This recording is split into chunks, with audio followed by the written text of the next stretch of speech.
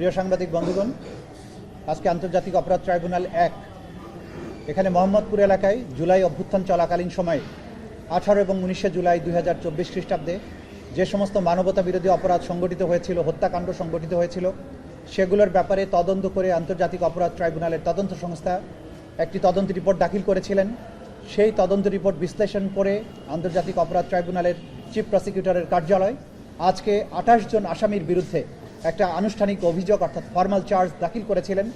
Tribunal আজকে সেই formal চার্জের অভিযোগের বিবরণগুলো শুনে অন্যান্য ডকুমেন্টস পর্যালোচনা করে 28 জন আসামি, এই 28 জন আসামির মধ্যে ঢাকা মহানগরীর দক্ষিণের সাবেক মেয়র, ঢাকা সিটি কর্পোরেশনের সাবেক মেয়র ফজলে নূর তাপস, যুবলীগের নেতা বা আওয়ামী লীগের নেতা জাহাঙ্গীর কবির নানক সহ মোট 28 জন আসামির বিরুদ্ধে অভিযোগ আমলে গ্রহণ করেছেন এবং আগামী 29শে জানুয়ারি আসামিদেরকে গ্রেপ্তার করে তাদেরকে আদালতে উপস্থিত করার জন্য আইন শৃঙ্খলা রক্ষাকারী বাহিনীকে নির্দেশ দিয়েছেন।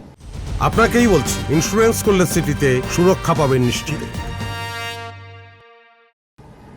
এই 18 এবং 19শে জুলাই বাংলাদেশের ইতিহাসের অন্যতম রক্তাক্ত দুটো দিন, যে দুটো দিনে বাংলাদেশের বিভিন্ন স্থানে জুলাই অভ্যুত্থানকারী তরুণ, যুবক, ছাত্র জনতার উপরে যে হত্যাকাণ্ড চালিত হয়েছিল সেটির অন্যতম হটস্পট ছিল মোহাম্মদপুর এলাকা।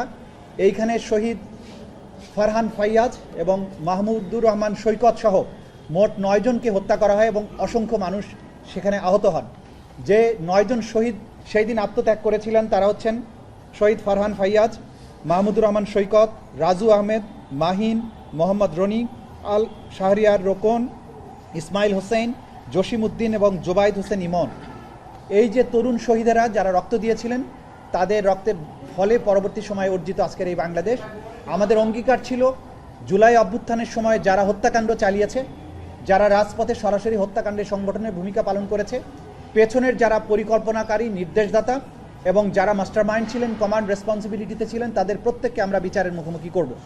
সেই অঙ্গীকারের ফলশ্রুতি আমাদের তদন্ত সংস্থা কাজ করেছেন, পরিশ্রম করেছেন। এই অপরাধীদের ব্যাপারে তারা তদন্ত রিপোর্ট এবং অন্যান্য এভিডেন্স আদালতে দাখিল করেছেন। ইনশাআল্লাহ 29 তারিখের পরে পরবর্তী কার্যক্রমের মধ্য দিয়ে এই মামলার বিচার কার্য শুরু হবে এবং যথা নিয়মে সেটাও নিষ্পত্তিও হবে। শহীদ মাহমুদুর রহমান সৈকত একদম খুবই প্রাণবন্ত একটা ছেলে ছিল। ফারহান ফাইয়াজ অত্যন্ত হাস্যজ্জ্বল একটা ছেলে ছিল। আমাদের প্রত্যেকটা শহীদ তাদের একটা নিজস্ব গল্প আছে, নিজস্ব মহাকাব্যিক উপাখ্যান আছে। মাহমুদুর রহমান সৈকত অনেক লম্বা ছিল, 6 ফিটের মতো সে লম্বা ছিল। সে ওই দিন শুক্রবার ছিল, 19শে জুলাই, আপনারা জানেন ডেডলিয়েস্ট ডে ছিল জুলাই অভ্যুত্থান চলাকালে। সে মাকে না জানিয়ে সেদিন আন্দোলনে গিয়েছিল মোহাম্মদপুর এলাকায়। চায়না রাইফেল থেকে যখন গুলিবর্ষণ শুরু হয়, পুলিশের একটা দল যখন গুলিবর্ষণ শুরু করে, সে অনেক লম্বা ছিল, গুলিটা সরাসরি তার কপাল ভেদ করে পেছন দিয়ে বেরিয়ে যায় এবং সে ঘটনাস্থলে শাহাদাত বরণ করে। এই ফারহান ফাইয়াজের ঘটনা এবং মাহমুদুর রহমান সৈকতের ঘটনা, শাহাদাতের ঘটনাটা ওই সময় ব্যাপক আলোচিত ছিল এবং ব্যাপক আবেগ সৃষ্টি করেছিল ছাত্র জনতার এই আন্দোলনকে। সেই সময় এই দুটা তরুণের শাহাদাতের ঘটনা তাদেরকে মারাত্মকভাবে উদ্বেলিত করেছিল। তো সেটা আমরা এখানে বিচারের জন্য উপস্থাপন করেছি। আশা করছি এই নিষ্ঠুরতম হত্যাকারী যারা, তাদের বিচার নিশ্চিত করা হবে বাংলাদেশের মাটিতে ইনশাআল্লাহ।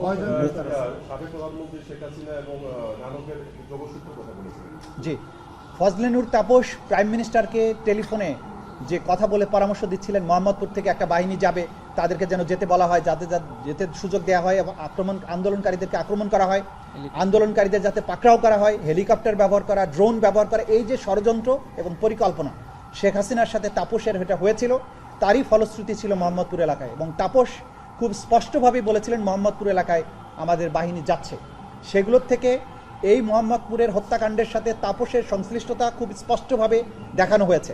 জাহাঙ্গীর কবির নানকের পেশা যে গুন্ডা বাহিনী মোহাম্মদপুর এলাকায় ছিল, তাদের সেই গুন্ডা বাহিনীর বিভিন্ন পর্যায়ের নেতারা প্রত্যেকেই সশস্ত্র ছিল এবং ভিডিওতে তাদেরকে আইডেন্টিফাই করা হয়েছে।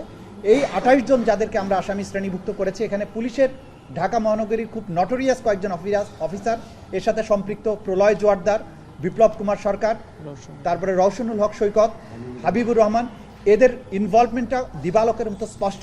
সেই কারণে তারা সহ যারা ঘটনাস্থলে থেকে সরাসরি আগ্নেয়াস্ত্র ব্যবহার করে আন্দোলনকারীদের হত্যা করেছে, তাদেরকে আমরা এখানে আসামি শ্রেণীভুক্ত করেছি। মোহাম্মদপুর এবং বসিলা এলাকায়, ধানমন্ডির একটা অংশে আরও যে সমস্ত ঘটনা ঘটেছে পরবর্তী সময়ে, সেগুলোর ব্যাপারে আলাদা তদন্ত চলমান আছে। খুব সহসাই সেগুলোর ব্যাপারেও তদন্ত রিপোর্ট দাখিল হবে বলে আমরা আশা করছি। মোট অভিযোগ কয়টা?